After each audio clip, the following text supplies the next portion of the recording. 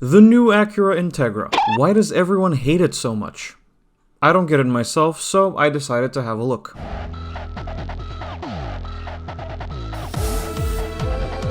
So, as some of you might know, Acura recently released the new Integra, a revival of the iconic sports compact nameplate from decades ago. When the new Integra was first announced, of course, there was a lot of hype surrounding it. Then Acura announced that it would have a manual transmission, and the hype expanded. Then last year, Acura revealed a prototype of the new Integra painted in a very bright yellow, and the self-proclaimed purists, you know, the ones that explain to every living human what VTEC is, hated it. Most of the unjustified criticism was centered around the same few things.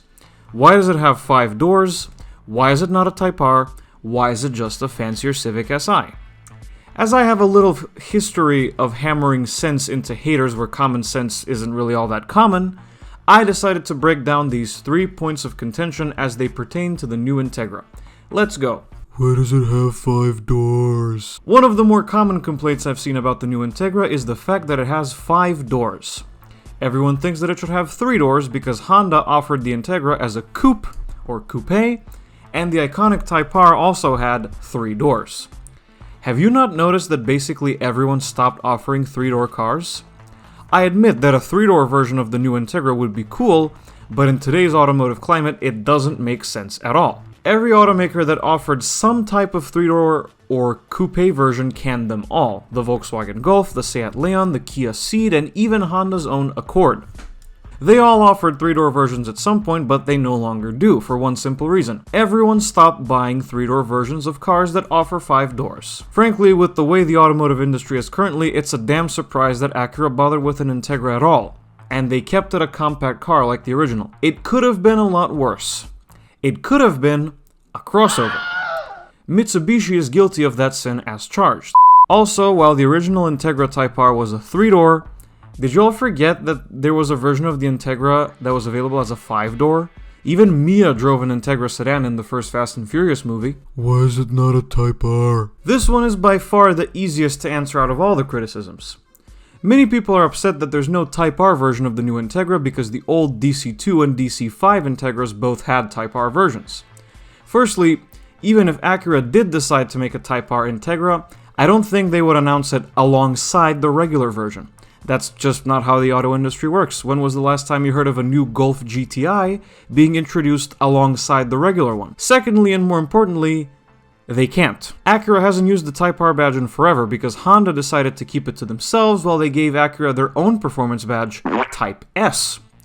Like giving the second controller to a younger sibling, but you actually let them play the game this time. Acura has been using Type S for a while, and they still do on the latest TLX Type S, the MDX Type S, and the bittersweet NSX Type S. So, if a high-performance Integra derivative ever happens, they will call it the Type S. Whether Acura would make an Integra Type S out of fear that it would clash and bear so many similarities with the upcoming Civic Type R or not is a discussion for a different time. Whatever they decide to do, it won't be called the Type R. Finally, the biggest question people have with the new Integra, and possibly the silliest one. Why is it just a fancier Civic Si? Because, people, that's what the Integra has always been. Ever since the first generation in 1985, the Integra has always been based on either the Civic or a Civic derivative of some kind. Yes, even your precious Type R, they all have always been based on Civics. The Integra has always been, in simple terms, a more premium version of the Civic, and that never seemed to bother anyone previously. So why is it bothering everyone now? I don't know, but I don't think that we should call the Integra a premium Civic, because that's discrediting it, and that's just what the Integra has always been, in a good way. Again, we should be thankful that we even got a new Integra at all. When I say we, I mean all of you lucky folk in the US that will be getting the new Integra. I hope these explanations gave you a little clarification as to why the new Integra is the way that it is. Thank you so much for watching this video. If you liked it, be sure to hit like and subscribe to the channel. Also follow me on social media. There will be links in the description. And I will see you guys in the next video. Goodbye.